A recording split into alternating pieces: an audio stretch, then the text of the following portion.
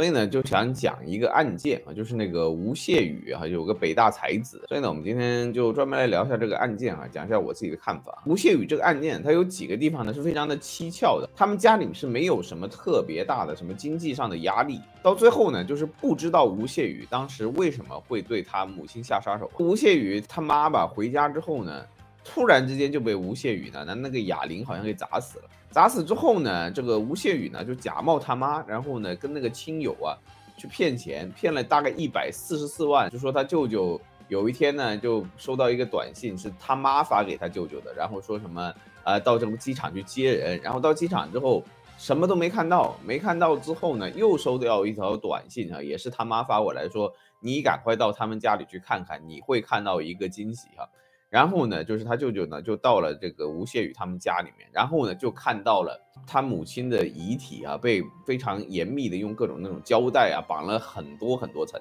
然后呢，每一层之间呢都放了那个活性炭，以防止它的腐化。直到最后呢，这一层一层解开，才发现下面是一具尸体啊。根据那些法医的解剖呢，就说当时在他的那个母亲的尸体上面，他那个脖子那边呢是有严重的这个用力的切割的痕迹啊，但是没有切下来哈，就是说当时凶手呢，实际上呢是想要对这个母亲进行分尸哈，但是呢，因为缺乏那种法医的专门的手段，以及不会有那种就是外科手术那种精准的那些技术哈，能力是不足啊，他没有办法做到这一点。吴谢宇呢是一个极度的高材生，然后从高中啊，从小学到高中，一直都是班里面第一名，不管去哪一个学校都是第一名。然后呢，在他们北大的那个经济学系里面呢，他据说是因为考了第2名，他就没办法接受。但是呢，他的这个案件有很多非常蹊跷的地方啊，就是你比如说他是好像是2015年12月份的时候呢，他大概骗了大概144万，他好像在上海买了58万的这个彩票，然后好像去了其他地方又买了几万块钱彩票，然后呢又和一个性工作者然后同居哈，然后呢，到2016年的3月份，3个月之间呢，他基本上就已经挥霍掉了整整144万，然后他身上只剩3000块钱。所有的这些行为啊，都是让你觉得没有办法理解。同时呢，因为他被抓到监狱里面去之后呢，写了好像大概1000多张纸的那个就是他的这个自白书哈，主要是说他那个写的那些自白书呢，都有很严重的那种就是叫什么高考式文学的感觉哈，好像写的很优美，也没什么逻辑漏洞，但是好像什么也没说，放了个没有味道的屁啊。但是呢，可以从他那个自白里面可以看到很多这个蛛丝马迹。到最后，吴谢宇就算是被判了死刑之后呢，其实大家也不太知道为什么他要去下这个杀手，就是他母亲呢对他儿子呢是有极高的期望的，然后呢他父母以前呢都是做老师的哈，然后呢家里呢是一个知识分子的家庭，然后从小呢应该就是因材教育啊，然后呢一开始呢就给他得到了一个比较好的一个成长的一个环境哈。最大的问题就在这里，就是这个小孩啊从小到大呢都没有过自己的人生，所以呢讲到这个父母给你设定人生这个故事的话呢，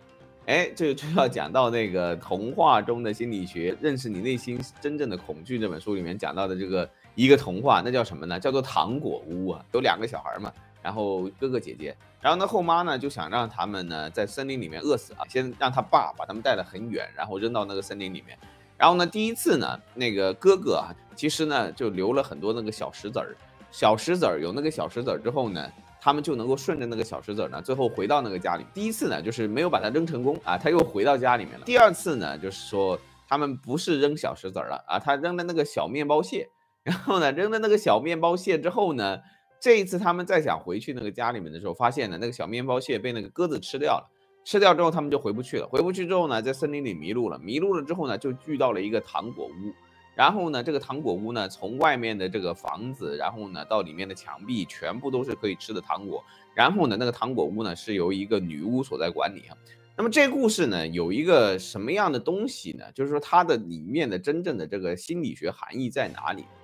它其实说那个糖果屋啊，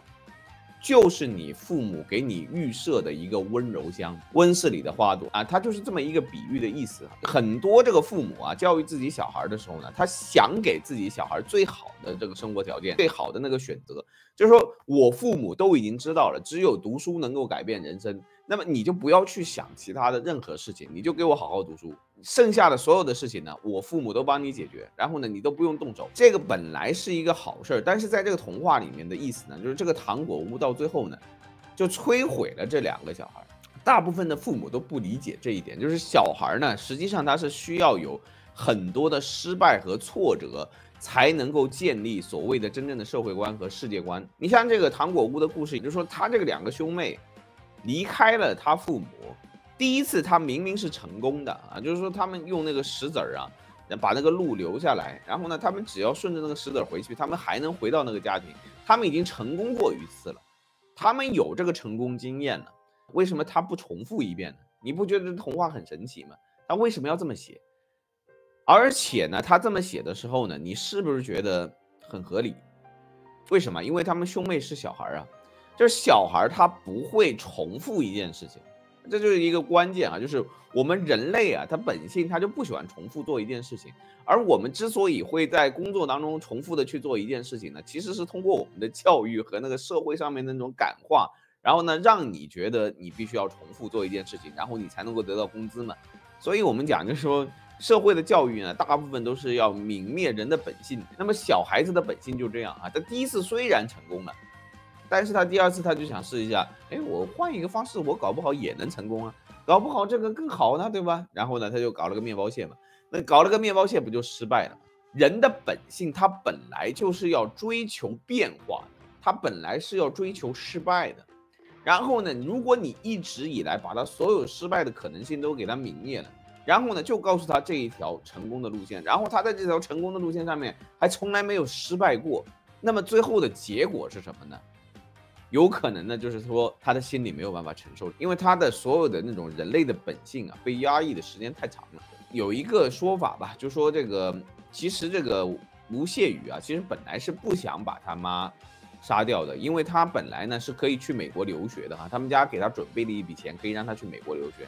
如果说你可以从这个温柔乡里面走出来，然后到美国去留学的话呢，你也许呢就会感觉到一种，哎，我终于面临到了一个自由，然后呢，我终于面临到了不用在父母所选择的那个最优路线里面这样一条路走下去。那么我呢，可能可以从我这个心理压力里面去解脱出来。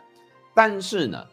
这个吴谢宇的母亲呢，最后跟他说啊，我呢要辞掉工作到美国去跟你陪读，然后呢，我要一直陪着你。这个糖果屋你永远不要想逃出来，我永远就在你身边。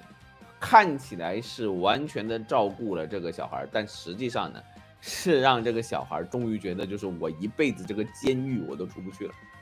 我就在你用糖果屋所构成的这个监狱里面。我已经被判了终身监禁，我以后都不会有自己的人生，因为这么一个原因，导致了最后呢，他直接下手杀死了他母亲。所以呢，如果说按照心理学分析来讲的话，我觉得只有这一条理由可以说明这次案件的所有动机啊。然后呢，你用这条理由去说明了他的犯案动机之后呢，你再去理解他之后所做的所有事情，你就会发现他是逻辑自洽的。也就是说，他因为他一辈子太成功了。他走的都是成功的路径，当他这种压力压在他身上压的时间太久之后，他突然之间就想做很多那些不对的事情，他所有那些应该做错的事情，他都想再做一遍。然后就是，哎，我以前说他们说做这样的事情是不对的，然后呢，我一直听他们的话，我就没做过这种事情。现在呢，哎，我把我妈干掉了，然后我把这个钱骗到手了。然后我就把我以前没做过的所有坏事没犯过的错误全部都犯一遍啊！谈恋爱啊，找一个性工作者谈恋爱啊，黄赌毒什么都来一遍，对不对？除了毒没有碰，那么毒啊，那么彩票拼了命的买，大肆挥霍，然后呢，把这个节约的美德扔在背后，然后呢，把这些所有的事情都做完之后，哎，我觉得我的人生完整了啊，好像我真的就活得像一个人了。但是呢，他这个东西呢，就没有在他的自白书里面写出来。所以呢，这些东西呢，到最后呢，也只能是我们的一个猜测。失败代表的是什么？就是你逃脱了你过往的那种路径依赖。你很多人会认为哈，就是我们人生当中最主要的缺乏的是什么？是做出正确的选择。然后呢，我们只要每一次，哎呀，像什么能够预知未来一样，然后呢，能够把所有的这种最优的选择都能够选对，然后最后呢，我们都能够就是过上幸福的人生。这种想法呢，其实是不对的，就是从心理学上来讲是不存在的。就是如果说你这个人一辈子都没有犯过任何错误，然后呢，你觉得你就会成功吗？不是哈，你是会特别的向往犯错误，就是你会觉得就是，哎，如果说我不这么做会怎样？你会一直会有这么一个就是内心的潜意识存在。